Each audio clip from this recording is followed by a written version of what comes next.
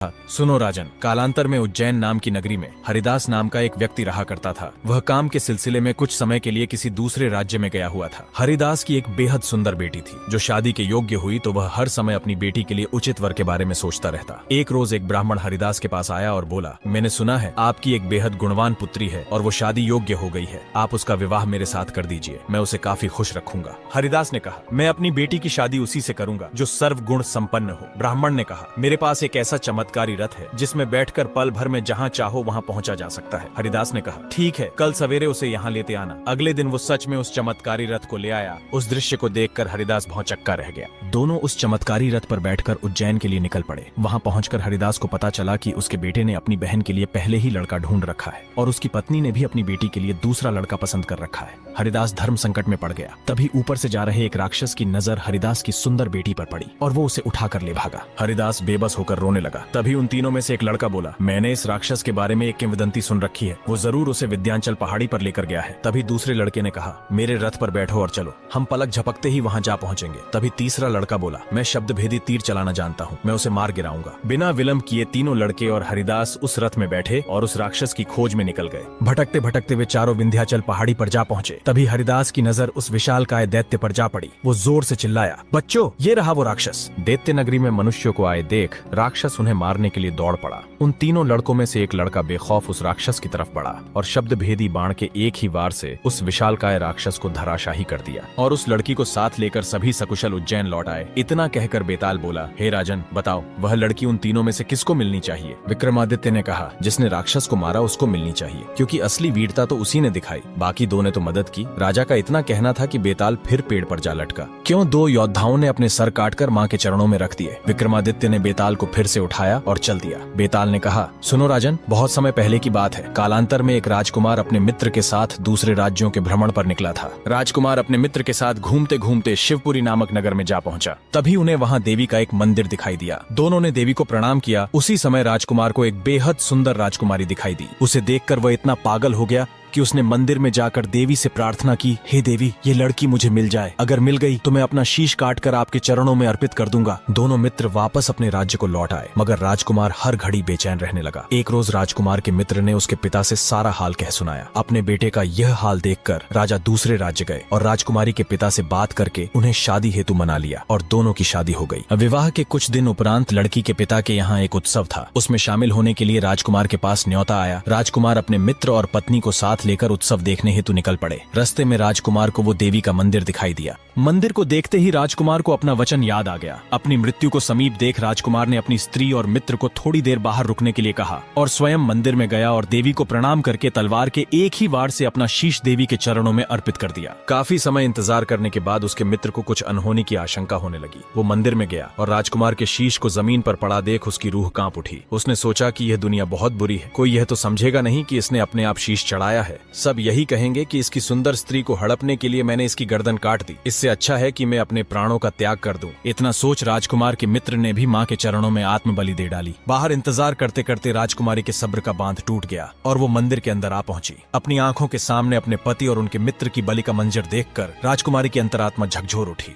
जब राजकुमारी ने अपना होश संभाला तो उसे ज्ञात हुआ कि यदि किसी ने मुझे यहाँ देख लिया तो सब कहेंगे कि इस दुष्ट औरत ने इन दोनों को मौत के घाट उतार दिया। इस बदनामी से तो मर जाना उचित है। यह सोच राजकुमारी ने तलवार उठाई ही थी कि स्वयं माँ भवानी वहाँ प्रकट हो गई और राजकुमारी का हाथ पकड़कर कहा, मैं तुम पर प्रसन्न हूँ, जो चाहो सो मांगो पुत्री। राजकुमारी बोली, हे देवी, इन दोनों को जिंदा कर दीजिए। देवी ने कहा, अच्छा ठीक है, तुम दोनों के सर मिलाकर रख दो। घबराहट में राजकुमारी ने सर रखे तो गलती से एक का सर दूसरे के धड़ पर लगा दिया। देवी के आशीर्वाद स्वरूप दोनों जीवित हो उठे। तभी वे दोनों आपस में झगड़ने लगे। एक कहता कि यह मेरी पत्नी है तो दूसरा कहता कि नहीं, ये मेरी पत्नी है। बेताल बोला, हे राजन, बताओ कि यह स्त्री किसकी पत्नी होनी चाहिए? राजा ने कहा, नदियों में गंगा उत्तम, पर्वतों में सुमेरु, वृक्ष में कल्प वृक्ष और अंगों में शीश, इसलिए जिस शरीर पर पति का सर लगा हो वही उसका पति होना चाहिए। इतना सुनते ही बेताल फिर से पेड़ पर जा लटका।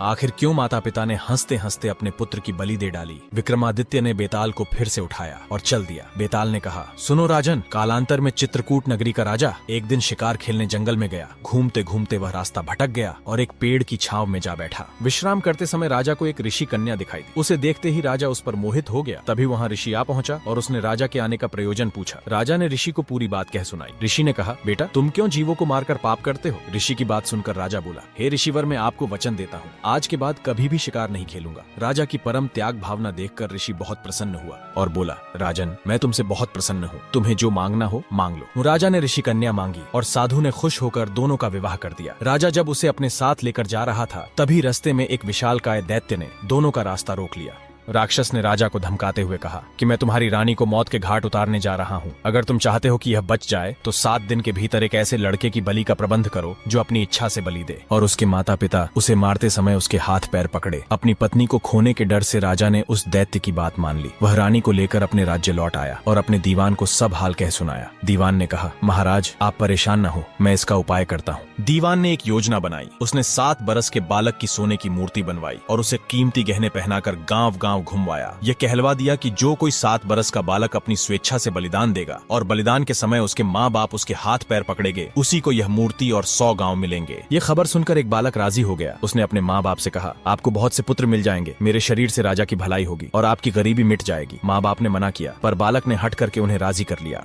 माता पिता अपने पुत्र की बलि देने के लिए उसे राजा के पास ले गए। राजा उन सबको लेकर जंगल में राक्षस के पास गया। राक्षस के सामने माता पिता ने बालक के हाथ पैर पकड़े और राजा ने तलवार उठाकर बालक की बलि देनी चाहिए। उसी समय बालक बड़े जोर से हंस पड़ा। इतना कहकर बेताल बोला, हे राजन, बताओ कि वह बालक क्यों हंसा? विक्रमादित्य ने कहा, क्योंकि डर के समय हर आदमी रक्षा के लिए अपने माँ बाप को पुकारता है। माता पिता न हो तो पीड़ितों की मदद राजा करता है। राजा न कर सके तो आदमी देवता को याद करता है। पर यहाँ तो कोई भी बालक के साथ न था। माँ बाप हाथ पकड़े हुए थे। राजा तलवार लिए खड़ा था और राक्षस भक्षक हो रहा था। लड़का परोपकार के लिए अपने शरीर का त्याग कर रहा था। इसी हर्ष और अचरज से वह हंस पड़ा। इतना सुनते ही बेताल अंतर्ध्यान हो गया और वापस पेड़ पर जा लटका। विक्रमादित्य ने बेताल को फिर से उठाया और चल दिया। बेताल ने कहा, हे राजन, मुझे इस बात की बड़ी खुशी है कि बिना जरा सा भी हैरान हुए तुम मेरे सवालों का जवाब देते रहे हो और बार बार आने जाने की परेशानी उठा रहे हो। आज मैं तुमसे एक बहुत भारी सवाल करूंगा, तो सोचकर उत्तर देना। हे राजन, कालांतर में इंद्रप्रस्थ नाम के एक राज्य में मांडलिक नाम का राजा राज करता था, लेकिन पारिवारिक षड्यंत्रों के चलते उसके भाइयों ने उसका साम्राज्य छीन लिया और राजा को देश निकाला दे दिया। राजा अपनी पत्नी और राजकुमारी को लेकर जंगल से गुजर रहा था। तभी वहाँ पर आदिवासियों का एक क्षेत्र आया।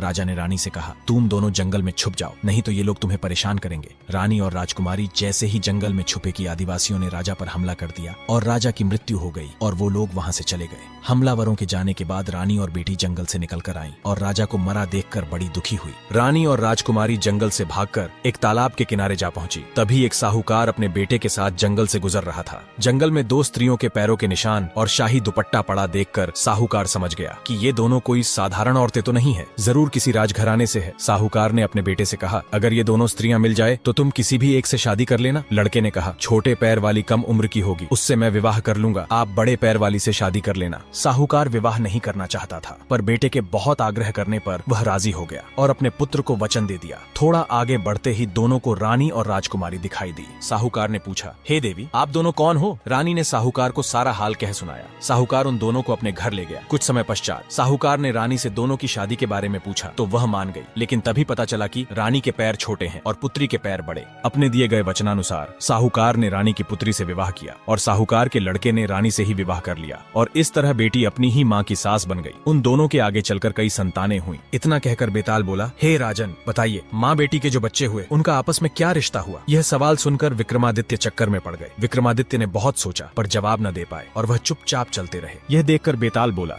राजन, कोई बात नहीं, मैं तुम्हारे धैर्य और पराक्रम से बहुत खुश हूँ। मैं अब इस मुर्दे से निकल रहा हूँ, तुम इसे योगी के पास ले जाओ। जब वह तुम्हें इस मुर्दे को सर झुकाकर प्रणाम करने को कहे तो तुम कह देना कि पहले आप करके दिखाओ। जब वह सर झुकाए तो तुम उसका सर काट लेना। अगर तुमने सर नहीं काटा तो वह तुम्हारा सर काटकर और भी अधिक शक्तिशाली हो जाएगा। इतना कहकर बेताल चला गया और विक्रमादित्य उस मुर्दे को लेकर साधु के पास आ पहुंचा। साधु विक्रमादित्य और मुर्दे को देखकर बहुत प्रसन्न हुआ और बोला, हे राजन, आपने यह असंभव कार्य करके मेरे ऊपर बहुत बड़ा उपकार किया है। अब मुझे विश्वास हो गया है कि आप सभी राजाओं में श्रेष्ठ हो। इतना कहकर साधु ने मुर्दे को स्नान कराकर फूलों की मालाओं से सजाकर रख दिया। फिर मंत्र बल से बेताल का आवाहन किया और उसकी पूजा की। पूजा के पश्चात उसने विक्रमादित्य से कहा, हे राजन, तुम शीश झुकाकर इसे प्रणाम करो। विक्रमादित्य को बेताल की बात याद आ गई। उन्होंने कहा, मैं राजा हूँ, मैंने कभी किसी के आगे सर नहीं झुकाया है, पहले आप सर झुकाकर बता दीजिए। साधु ने जैसे ही सर झुकाया, विक्रमादित्य ने तलवार के एक ही वार से उसका सर धड़ से अलग कर दिया। कपटी साधु का अंत देखकर बेताल बड़ा खुश हुआ। बेताल बोला, हे राजन, यह साधु विद्याधरों का स्वामी बनना चाहता था, अब तुम बनोगे। मैंने तुम्हें बहुत परेशान किया है, अब तुम जो चाहो वो मांग सकते हो। विक्रमादित्य ने बेताल से कहा, अगर आप मुझसे खुश हो तो ये जो कहानियां आपने मुझे सुनाई, ये सारे संसार में प्रसिद्ध हो जाए और लोग इन्हें बड़े आदर से सुने। बेताल ने कहा, ऐसा ही होगा। ये कथाएं बेताल पच्चीसी के नाम से मशहूर होंगी और जो कोई इन्हें सुनेगा उनके सभी पाप दूर हो जाएंगे। इतना कहकर बेताल चला गया। तभी भगवान शिवजी ने वहां प्रकट होकर कहा, हे राजन, तुमने अच्छा किया जो इस दुष्ट साधु को मृत्यु के घाट उतार दिया। मैं तुम्हें वरदान देता हूँ, अब तुम 7 द्वीपों और पाताल सहित सारी पृथ्वी पर राज करोगे। इतना कहकर शिवजी अंतर्धान हो गए। विक्रमादित्य शमशान से अपने नगर लौट आए और कुछ समय बीत जाने के बाद विक्रमादित्य पूरी धरती के राजा बन गए। भगवान शिव के सच्चे भक्त कमेंट में जय भोलेनाथ जरूर